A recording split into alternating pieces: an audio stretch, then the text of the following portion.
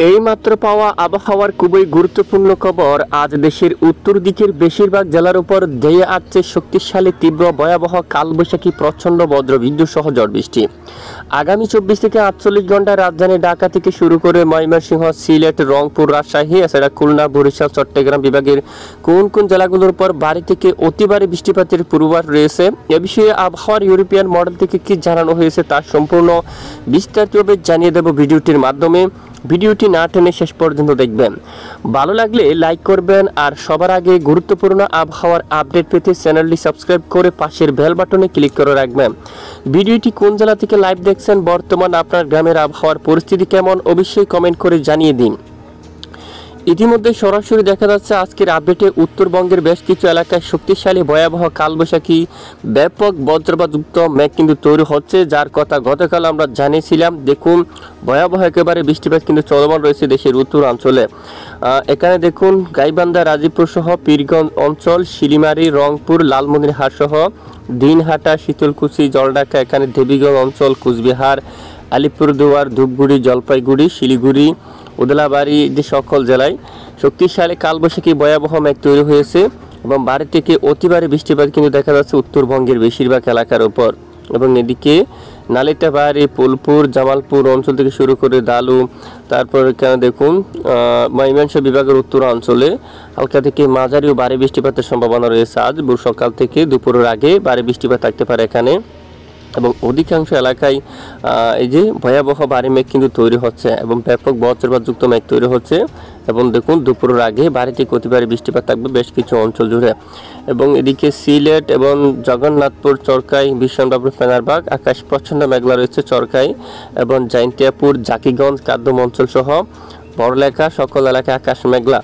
এবং এখানে কিশোরগঞ্জ, কাপাসিয়া, নাগারপুর, রাজধানী ঢাকা বিভাগের উপর আকাশ মেঘলা। ভোর সকাল থেকে আপাতত বৃষ্টির সম্ভাবনা কম। সিরাজগঞ্জ, সিংড়া সহ এখানে বেশিরভাগ এলাকায় আকাশ মেঘাচ্ছন্ন অবস্থা রয়েছে। এবং আজ ভোর সকাল থেকে খুলনা, বরিশাল এবং চট্টগ্রাম বিভাগের অধিকাংশ এলাকায় আকাশ একেবারে পরিষ্কার রয়েছে, কোথাও বৃষ্টিবাহী মেঘ নেই।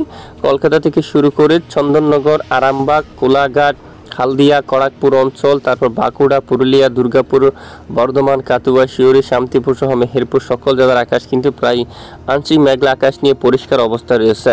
দেখুন ইতিমধ্যে আমরা সরাসরি আবার চলে যাচ্ছি বৃষ্টিবাহী মোড়ে। তো দেখতে পাচ্ছি দেখুন আজ বৃহস্পতিবার 15 মে উত্তরবঙ্গের উপর কীভাবে শক্তিশালী বজ্রবাহী মেঘ তৈরি হওয়ার আশঙ্কা। দেখুন আজ সারাদিন উত্তরবঙ্গের বেশিরভাগ এলাকায় মাঝারি থেকে ভারী বৃষ্টিপাত থাকার সম্ভাবনা রয়েছে।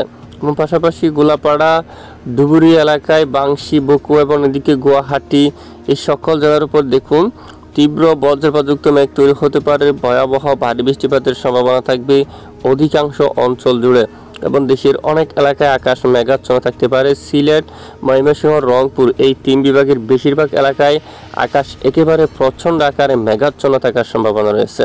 পরবর্তী বিকেল থেকে শুরু করে রাতের মধ্যে কাপাসিয়া অঞ্চল থেকে শুরু করে নরসিংদী, দামরাই, বাঁশটাইল, টাঙ্গাইল এবং নাগারপুর এলাকা থেকে শুরু করে বেড়া, তারপর এদিকে এখানে বাঙ্গুরা এলাকা, সিরাজগঞ্জ, কালিহাটি এবং বালুকা এই সকল জেলায় তীব্র কালবৈশাখী বজ্রসহ প্রচণ্ড আকারে বৃষ্টিপাতের সম্ভাবনা থাকবে। এদিকে কিশোরগঞ্জ এবং ইটনা, কাতিয়াদি, কেন্দুয়া, ময়মনসিংহ এবং এখানে জলকাত্র, সরিষাবাড়ি সহ এই সকল জেলার আকাশ কিন্তু দেখুন ব্যাপক মেঘলার সঙ্গে ব্যাপক বজ্রপাতযুক্ত মেঘ তৈরি হয়ে ভারী থেকে অতি ভারী বৃষ্টিপাতের সম্ভাবনা থাকবে। এবং শাইলকুপা, মেহেরপুর, পাবনা সহ এখানে দেখুন পাংশা এলাকায়, তারপর এদিকে বালিয়াকান্দি, মাগুরা, কটসাদপুর এবং দামোহুদা, মেহেরপুর এই সকল এলাকায় দেখুন এখানে একেবারে ভয়াবহ ব্যাপক বজ্রপাতযুক্ত মেঘ তৈরি হয়ে অতি ভয়াবহ ভারী বৃষ্টিপাত থাকার সম্ভাবনা। পাশাপাশি রাজধানী ঢাকা বিভাগের অনেক অংশে বৃষ্টিপাত থাকার সম্ভাবনা রয়েছে এবং খুলনা এবং পশ্চিমবঙ্গের অনেক এলাকায় তীব্র বজ্রপাত সহ বৃষ্টিপাতের সম্ভাবনা।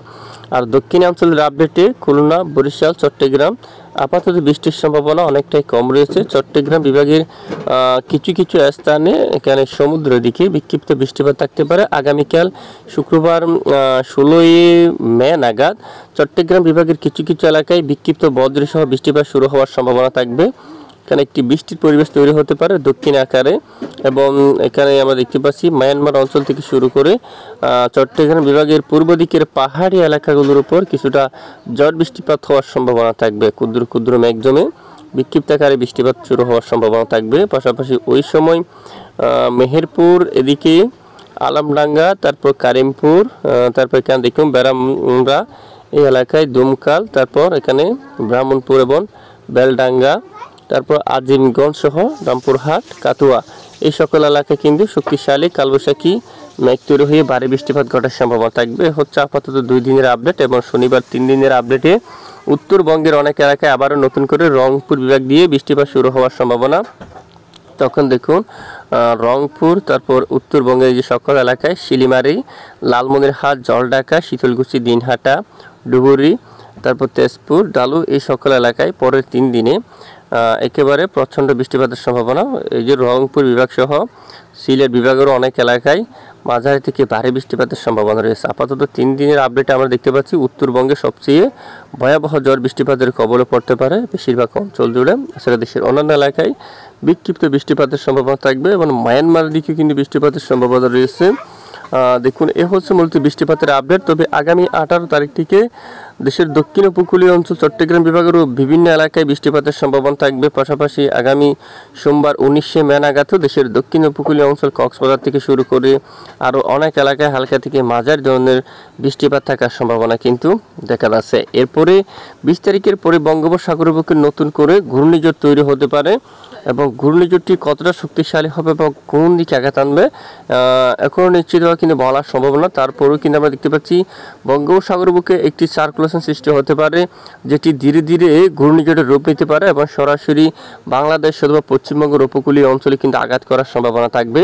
আর এদিকে আরব মহাসাগরের বুকেও কিন্তু তৈরি হতে হচ্ছে আরও একটি শক্তিশালী ঘূর্ণিঝড়।